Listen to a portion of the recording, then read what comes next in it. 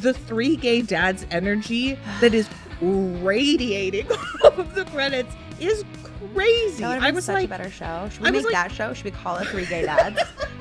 Should we quit this podcast right now and pivot hard? I would watch Three Gay Dads.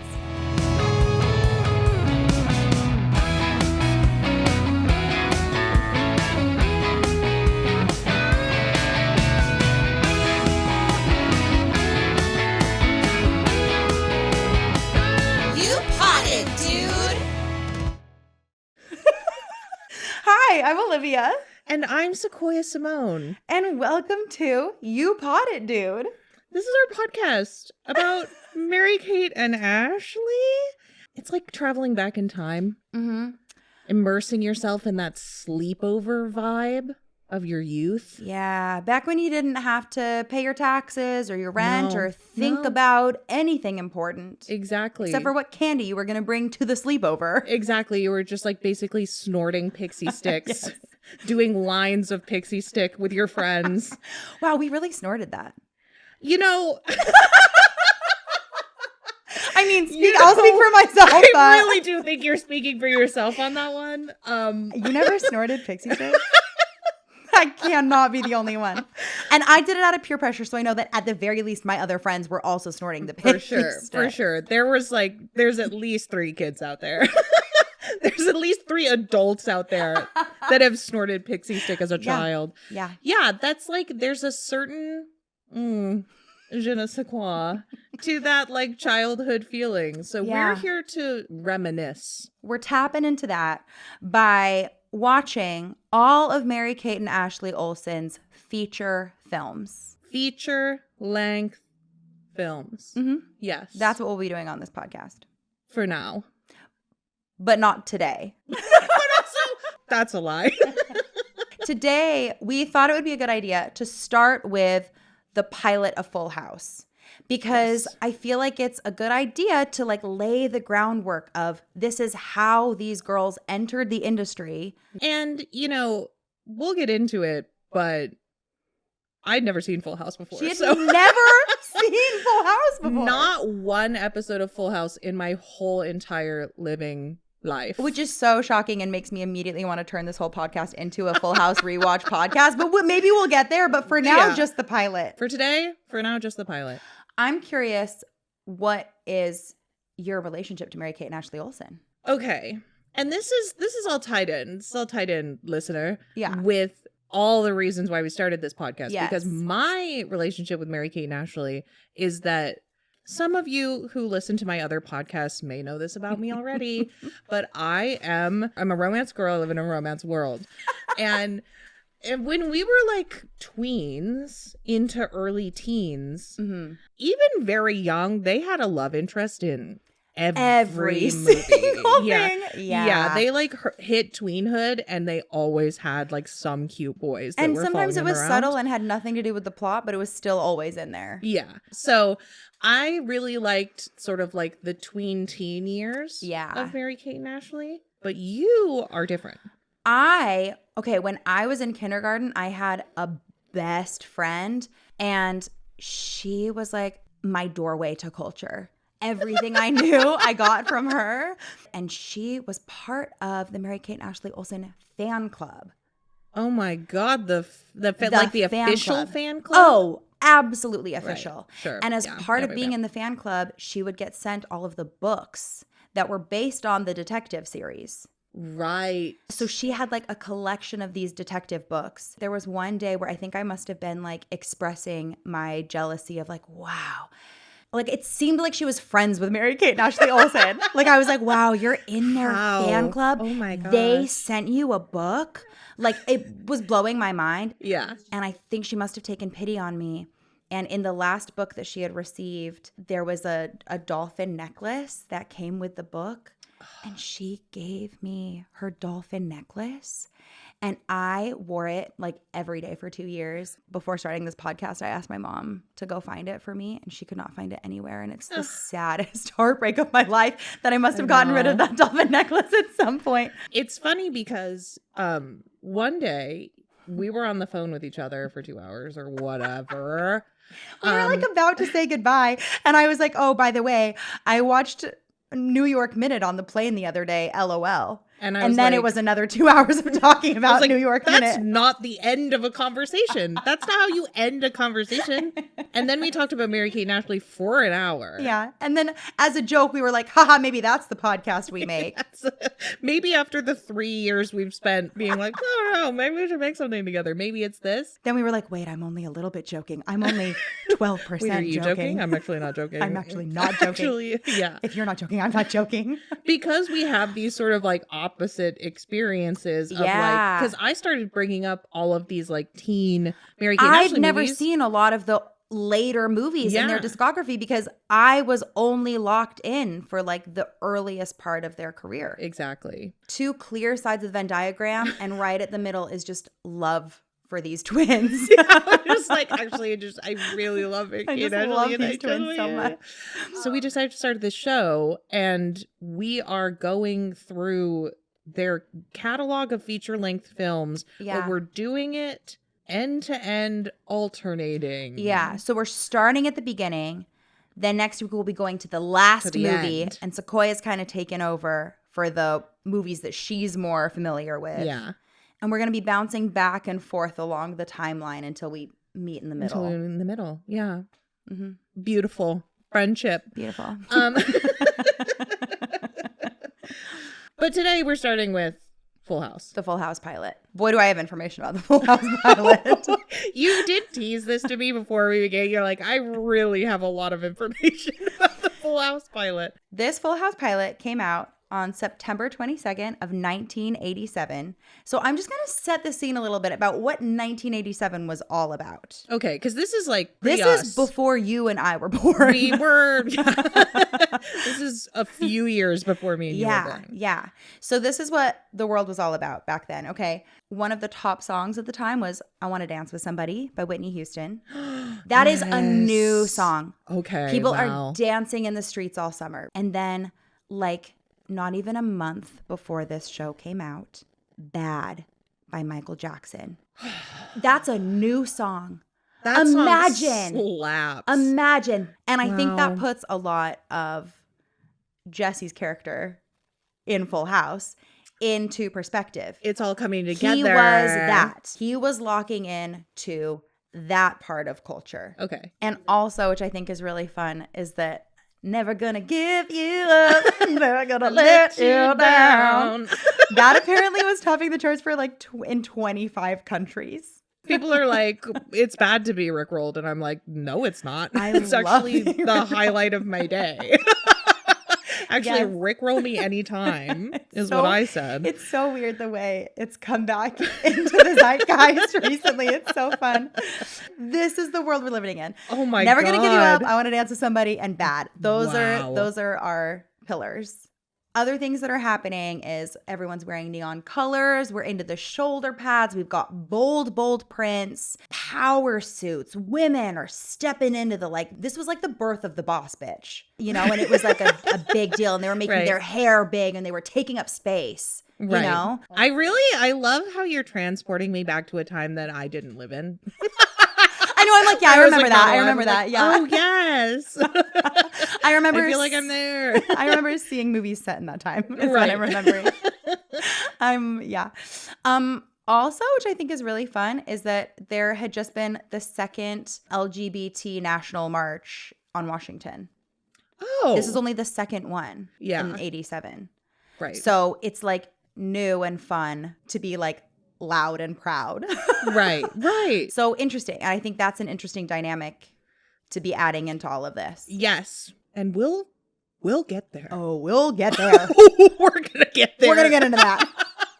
And then I think the only other thing that's really relevant for this particular watch down is that in May of 87, the show Married with Children came out. Oh. And I've never seen Married with Children. No, but it's like a cultural touchstone that I know of. I knew it existed, but I don't actually know anything about. I don't even know who is on it. I couldn't tell you any of the actors who were on that. But you say that name and I'm like, yeah, that show. That show. Yeah. And I think the reason it's so relevant to this show, while Married with Children was on air, the conversation around it was that it's like blue collar dysfunctional family. They're discussing adult themes and it's a little controversial. It's like a little bit adult and a little bit dysfunctional and crass. Oh. It has like that kind of, and this is just what the internet has told me. I would like to reiterate, we were not alive then. It was a -4. So if I'm getting any of this wrong, please tell me and let me know. Yeah, but this is what the internet is telling me that people were feeling about the show at the time, okay?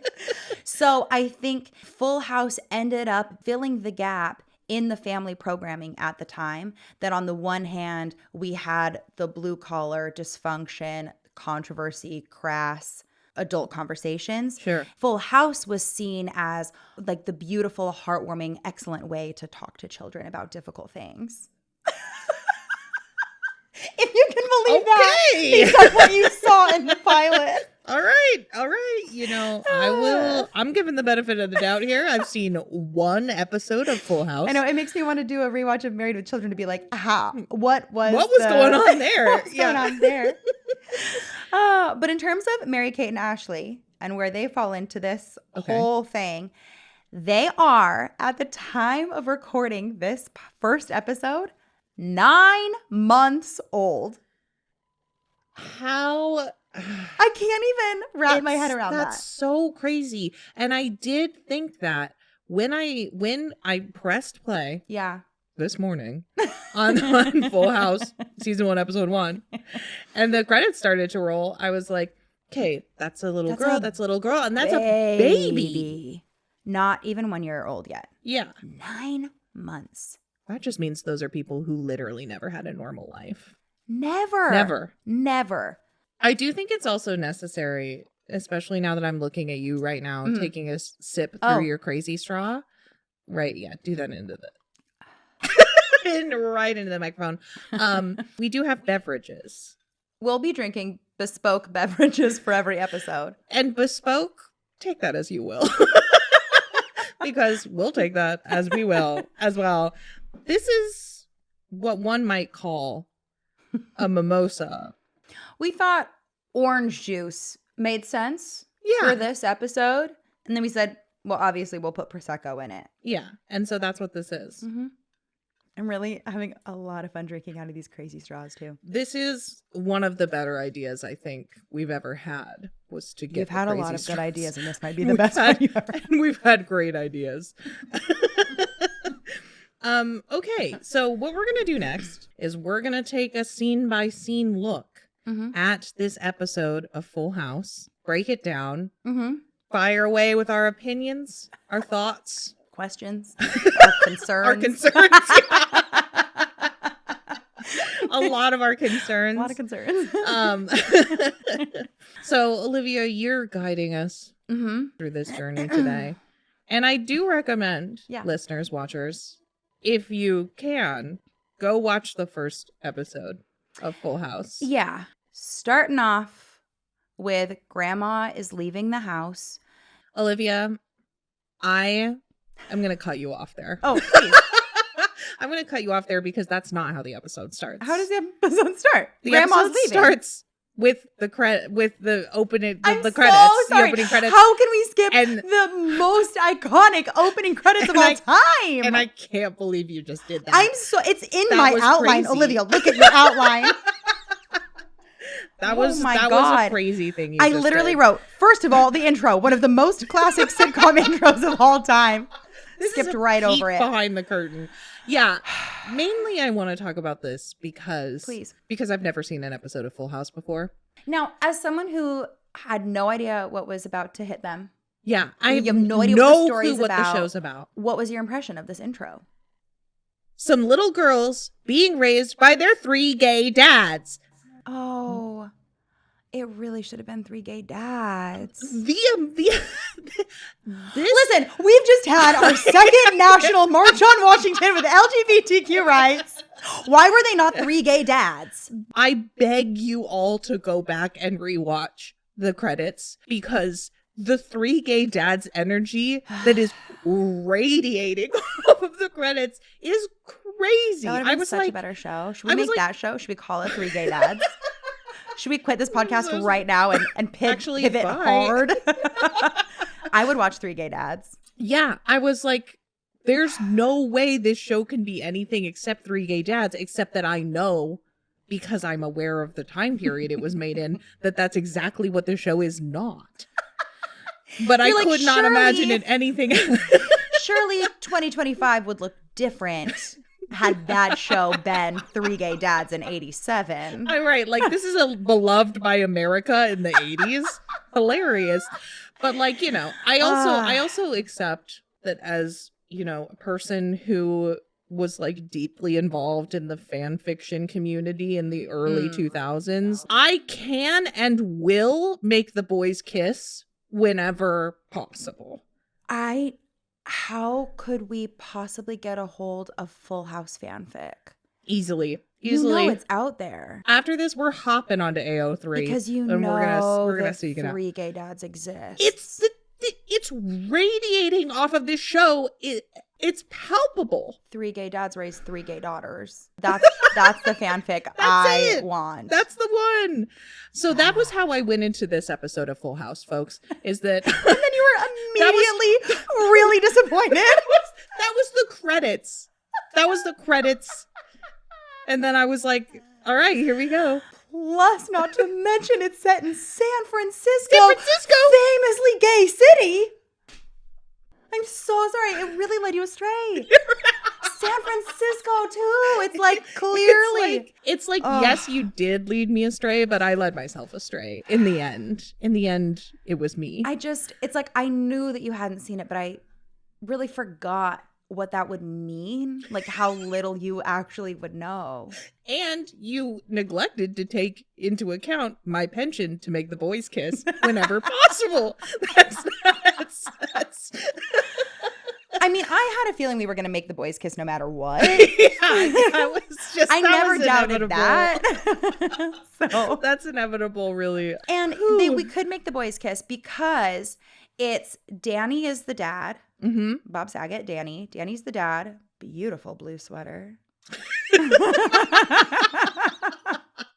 Yeah. John Stamos, Uncle Jesse, who is the deceased wife's little brother. Right. So He's they're not the blood brother-in-law, related. not the Brother-in-law. brother. They could kiss. Exactly. Yeah. And then Joey, who is Danny's like childhood best friend. So any one of them could be kissing any one of them. Okay, Olivia, you can start. You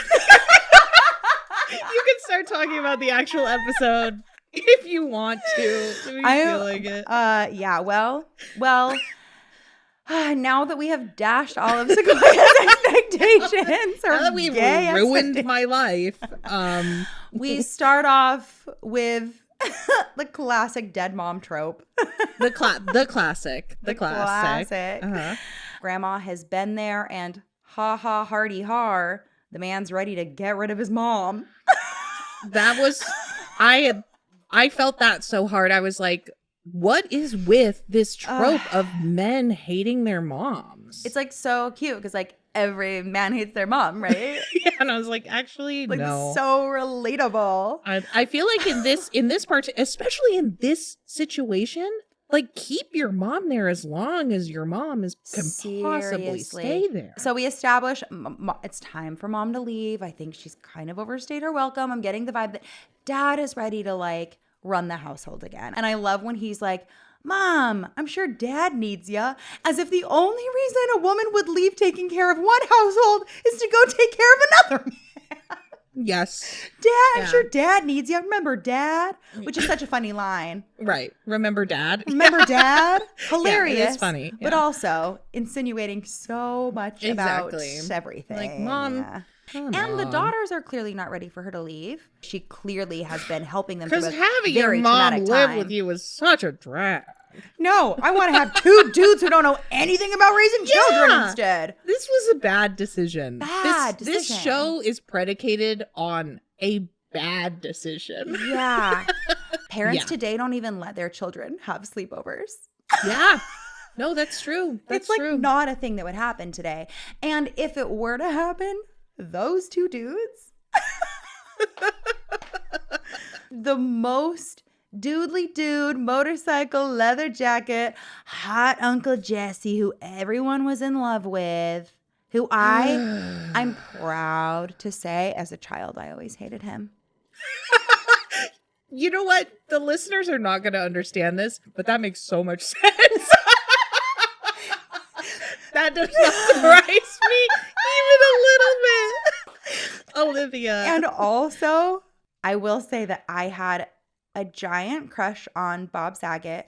As a kid, I was like, he's so tall and like that head of hair. And he's like, I would argue, like, is my husband's type today. Yeah, Like, it is that trend that's like, who was your crush as a child? Now show me who you 1000%. married.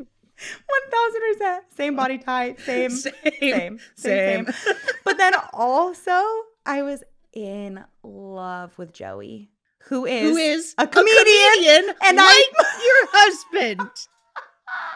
I was like, fuck you, Uncle Jesse, but Danny Those other and two. Joey is just so funny and You're like if only I could take those two men and put them together and make one. and it's so great too Incredible. because the character Joey is a comedian. In real life, Bob Saget was a comedian. Like it's really, I had a type from a young age. Is this show the reason I married my husband? Is this show the reason that I was like, something about him makes me think I'm going to want to raise my children with him? That is a crazy thing to say on episode 1 of a podcast. All right, we're not even into season Okay, 1 yet. no, we got Okay. Now, Uncle Jesse rolls in. He's got his motorcycle helmet. He's got his leather jacket on. He's got his guitar. His guitar. He is immediately telling a very inappropriate story about he accidentally ended up in Reno hooking up with a showgirl. Yeah, that was a lot. A lot. That was a lot. I was like, you can't be telling this story. And he was like about to just like launch into it. Yes. Danny has to like make him stop talking multiple times. It's like a running bit that it's like, remember, I still have daughters that I'm hoping you're going to help me raise. So we have this Uncle Jesse comes in. Then Joey comes in, who is like dressed like a clown. He always wears like the brightest colors, the wackiest prints. He's like the wacky fun one. And he comes in holding a load of laundry, dumps it into Danny's arms and is like, what great luck. The day you asked me to move in is the day I run out of clean clothes. Danny's holding his pile of laundry, realizes then it's dirty.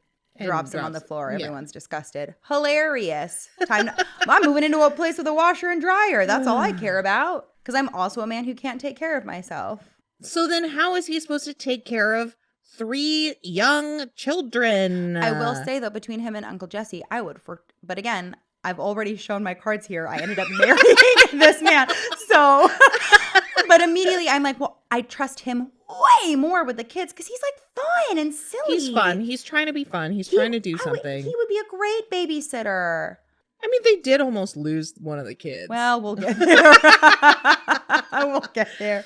Okay, so we have our cast of characters. We've established the family. And I think we start to establish what the character arc is going to be. I think it's like, clearly Uncle Jesse is going to learn to be less of a misogynist, right?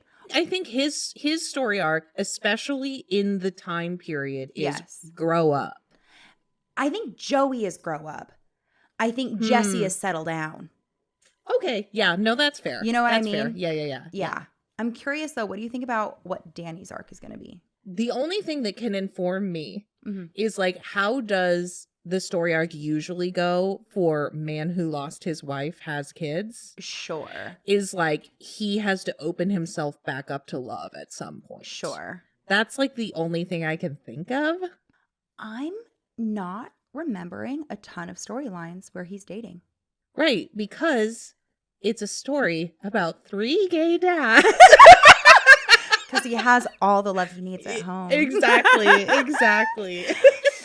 because now we discover that Joey is going to be living in the alcove. Yeah, that was weird. I was like, Joey doesn't have a room? He's just living in the living Why didn't they room? have Joey and Jesse share a room?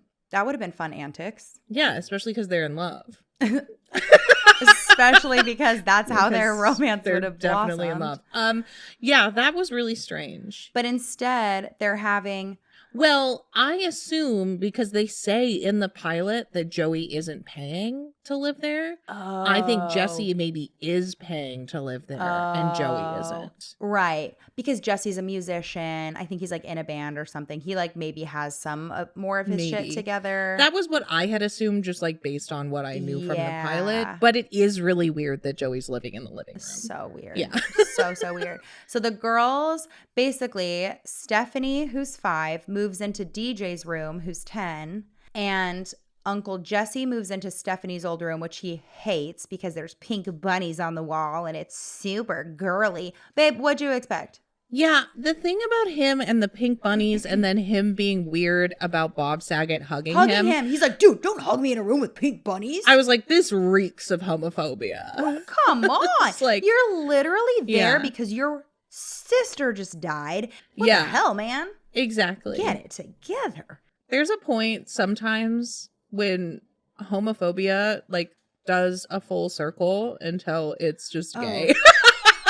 The lady doth protest too much, methinks. Like, I was like, he gay. The leather jacket, the fashion sense. Yeah, I mean, so yeah, we see that Joey is living in an alcove. Mm-hmm. We see that Uncle Jesse has a room and he's being weird about it. Super weird about it and doesn't want to hug another dude in there. Yeah. And that DJ and Stephanie, I don't think they're going to have fun in that room together, but that room looks really fun. Here's the thing, that room is huge. That room is giant. How was one girl in there before? Yeah, my takeaway, I shared a room with my sister. You did? That was always my dream. I always had to share a room with a brother and it sucked. Okay, yeah, that seems less sharing cool. A room, dude, sharing a room with a sister sounds like I'm like, that sounds so fun.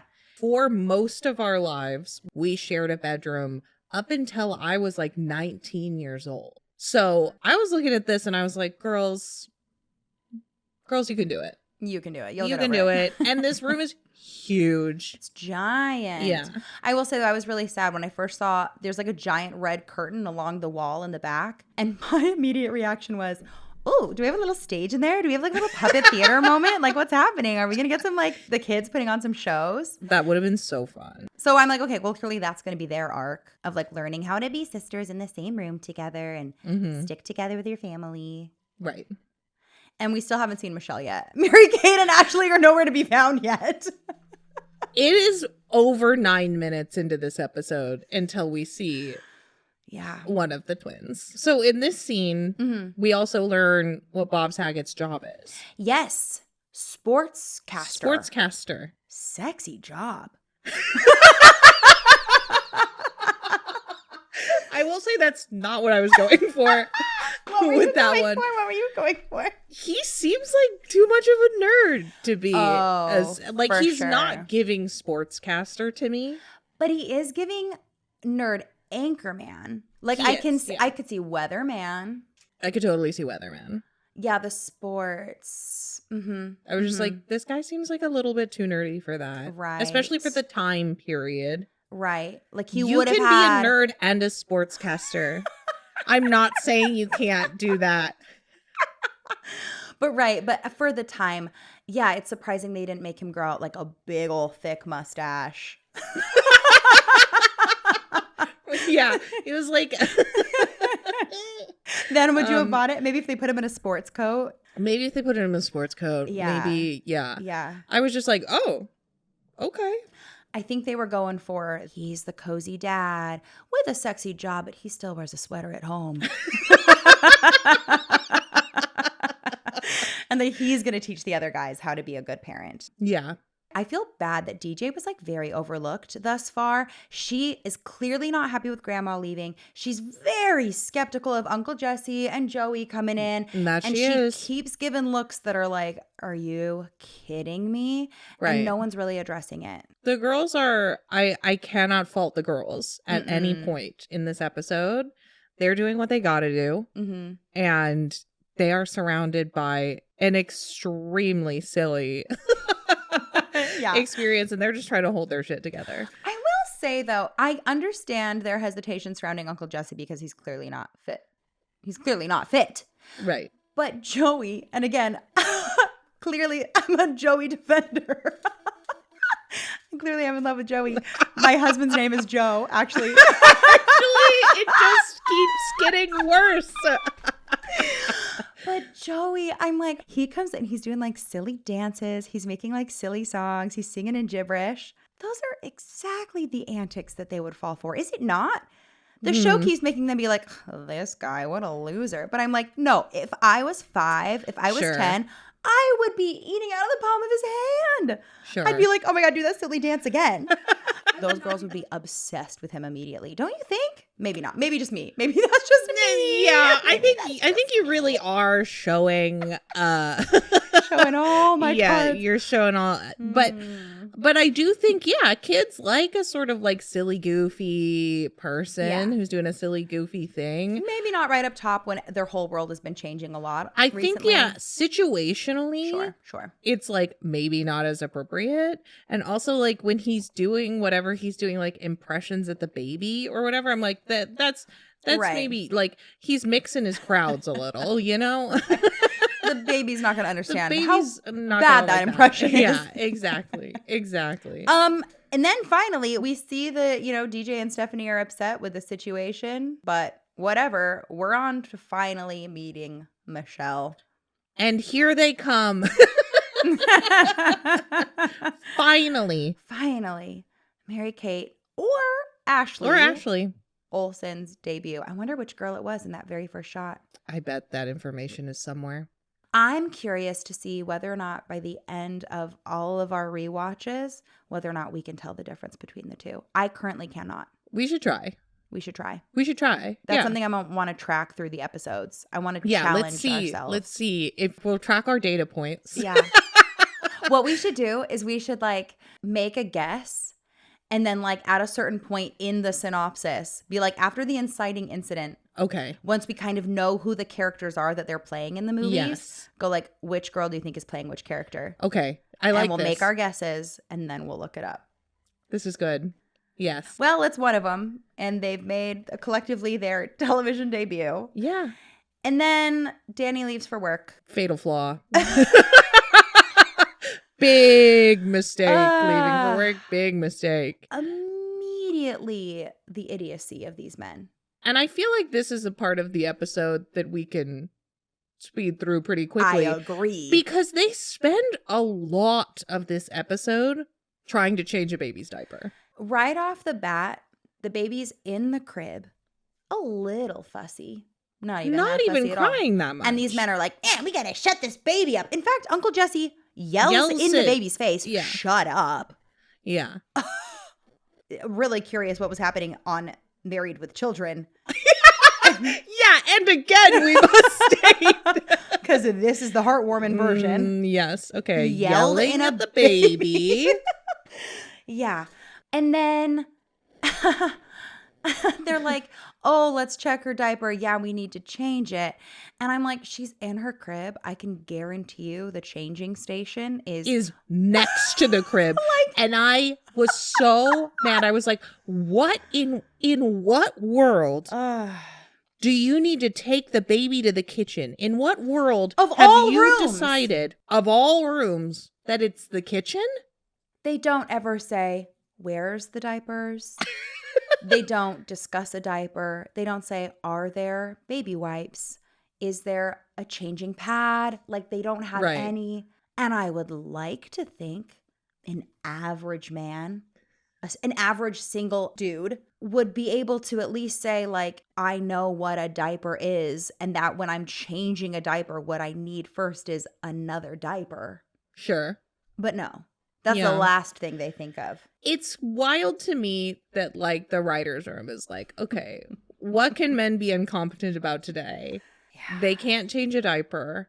Okay, let's spend, I don't know, 4 minutes of our 23-minute episode on, Yeah. and watch this happen. Watch this happen. Someone's going to go, they're going to look, it's going to be 1 minute Yeah. of the episode, but it felt. No, it was 50% of the episode. It felt like half of the episode Yeah. because I was like, they can't. And it's borderline not funny. Yes. Borderline. It's not funny. It's No. not funny because it's the incompetence is so crazy. We Like, set up a basic hijinks that these men could get into where they don't know something absolutely basic about childcare. pivotal, really. Pivotal. Yeah, I would say pivotal. 101 level. And also like not difficult. Yeah. Also not difficult. I don't know anything about babies. Sure. I would say changing a diaper is probably one of the easiest things that you could figure out by yourself. Because it's also an activity that you do multiple times a day as an adult. Right. So like the basics are still the basics. the basics are still the basics. And also just from like the writer's room perspective, that it's like the idea of these adult men having to ask the 5-year-old how to change a diaper is like also really annoying because again, the trope of like the children having to raise the parents pisses me off. Right. And it's like, oh, it's funny, isn't it? And it's like, no, it's actually infuriating. That 5-year-old should get to be a 5-year-old. And she shouldn't have to like watch her uncles change a diaper and like make sure that her baby sister is going to survive this. Right. And then we get like time has passed. Yes. Danny is home from work and the place is destroyed. It's a mess. Also randomly a mannequin in the alcove wearing like a duplicate of one of Joey's outfits. Did you notice the mannequin? I did notice that. I did notice that. So I think 2 things happened. Yeah. One, they had this thing where the baby was spitting up on all clothes, so they went through every single one of the baby's outfits. Right. Yes. 2, Joey actually moved his stuff in. Oh, and they do say that. They do say Yeah. that. Yeah. So they they're were like, busy oh, moving their now, own and things it's in. funny because the alcove is full. That like, Yeah. there's no room for Joey in the alcove And, like, anymore is because there it's a just full of his stuff. Bed back there? Did they put a little cot back there? We didn't see No, like there's a just bed area. boxes. And they're like, where's DJ? They're like, because the girl shows up first. Oh, First, yes. the showgirl shows up. The showgirl shows up. The showgirl shows up and he's just like making out with her in the living room. Ugh. And Yes. I'm not one of those people who's like, children shouldn't see kissing or like whatever. Like, this is not. But it went on way too long. And it was just like this random woman, it was uncool.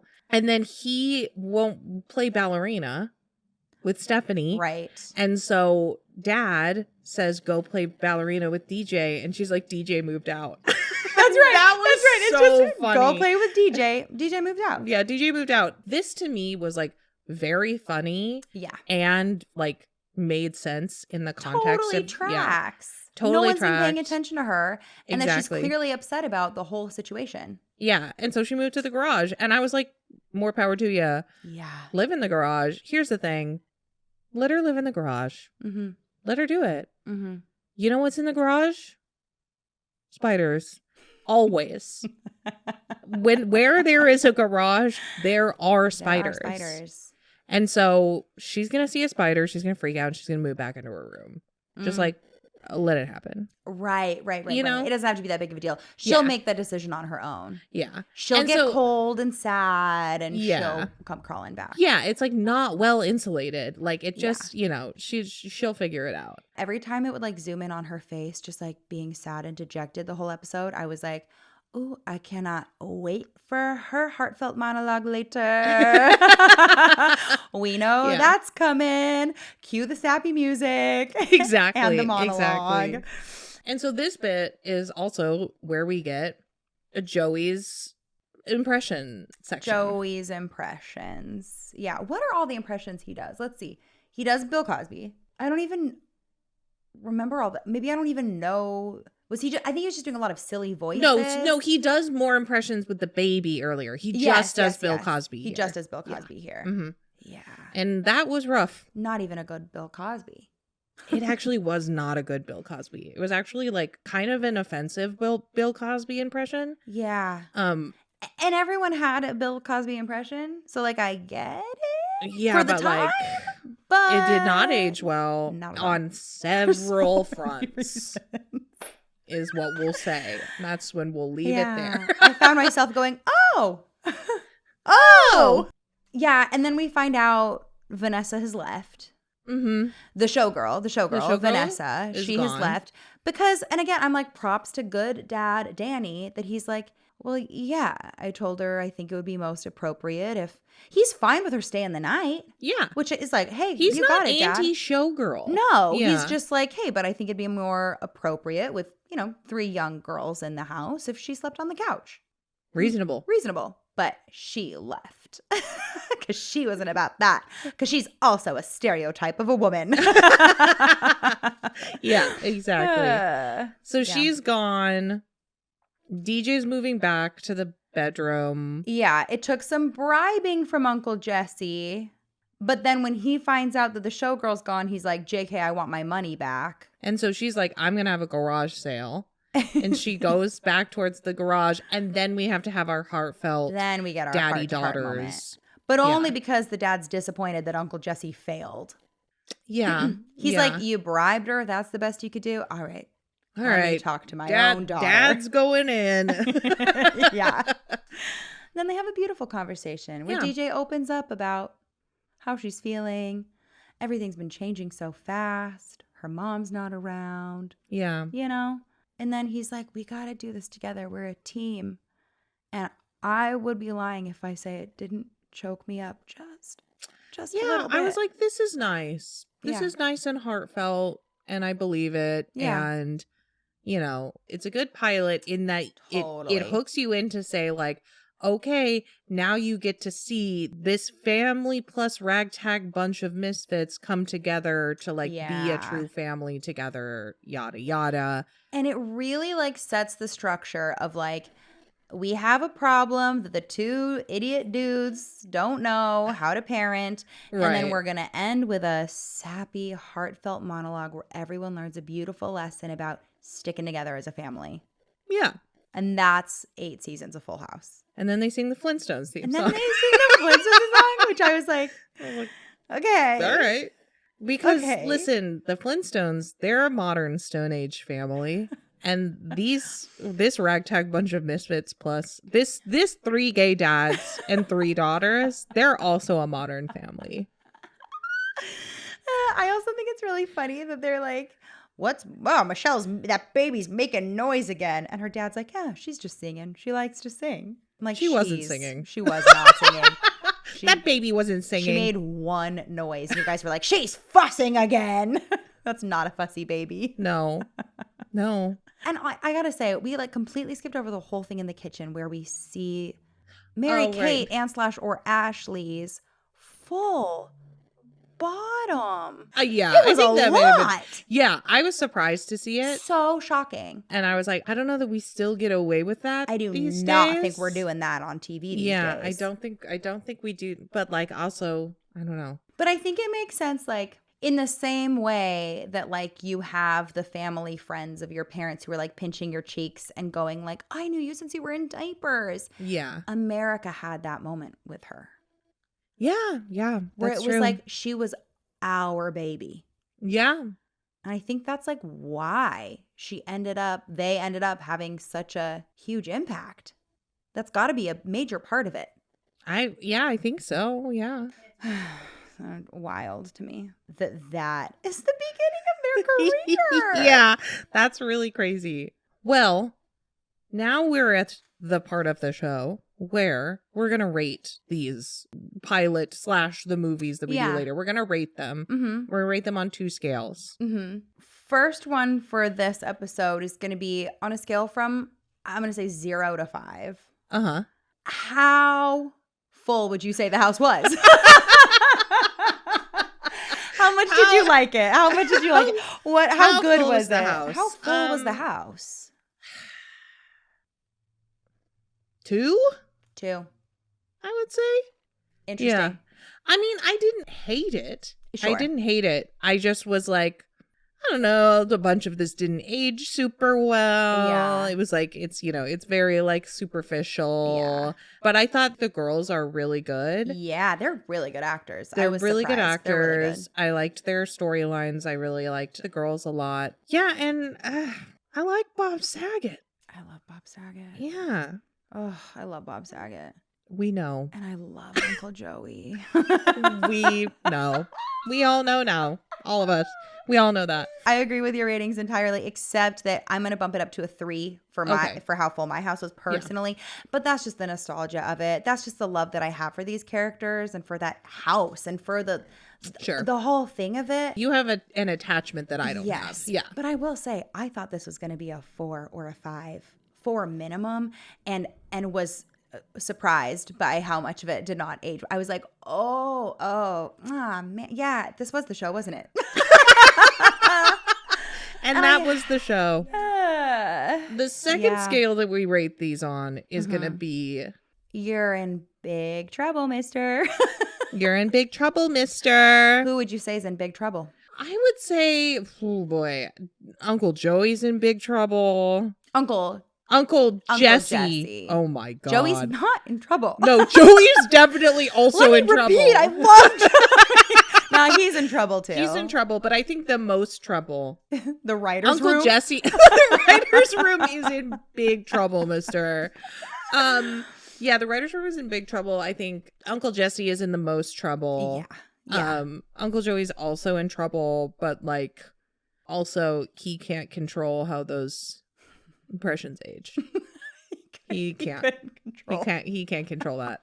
But I guess mostly the writers room. Mostly the writers room. But also, if we're zooming out that far, I think also just the time. Society. Just society.